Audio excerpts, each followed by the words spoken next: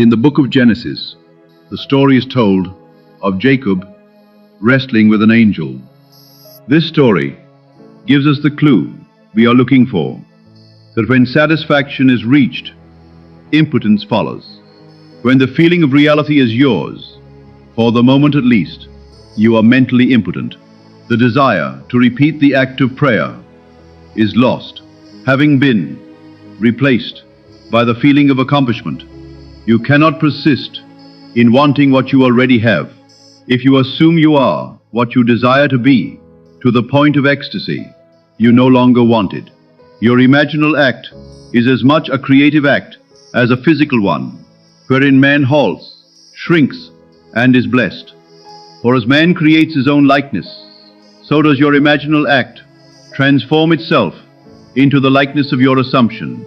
If, however, you do not reach the point of satisfaction, repeat the action over and over again until you feel as though you touched it and virtue went out of you.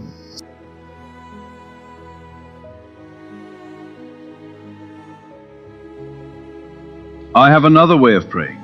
In this case, I always sit down, and I find the most comfortable armchair imaginable, or I lie flat on my back and relax completely. Make yourself comfortable. You must not be in any position where the body is distressed. Always put yourself into a position where you have the greatest ease. That is the first stage. To know what you want is the start of prayer. Secondly, you construct in your mind's eye one single little event, which implies that you have realized your desire. I always let my mind roam on many things that could follow the answered prayer, and I single out one that is most likely to follow the fulfillment of my desire. One simple little thing like the shaking of a hand, embracing a person, the receiving of a letter, the writing of a check, or whatever would imply the fulfillment of your desire. After you have decided on the action which implies that your desire has been realized, then sit in your nice comfortable chair or lie flat on your back. Close your eyes for the simple reason it helps to induce this state that borders on sleep. The minute you feel this lovely drowsy state, or the feeling of gathered togetherness, wherein you feel, I could move if I wanted to, but I do not want to.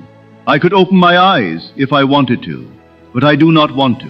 When you get that feeling, you can be quite sure that you are in the perfect state to pray successfully.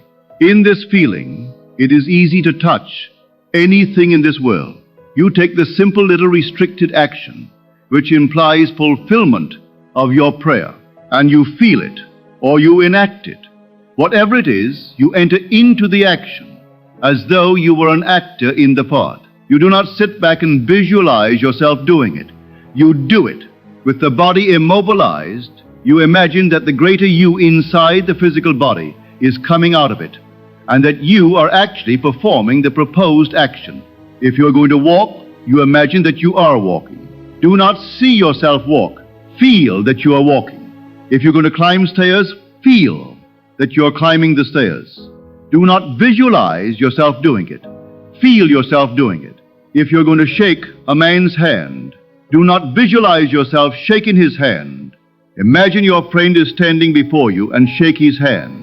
But leave your physical hands immobilized and imagine that your greater hand, which is your imaginary hand, is actually shaking his hand.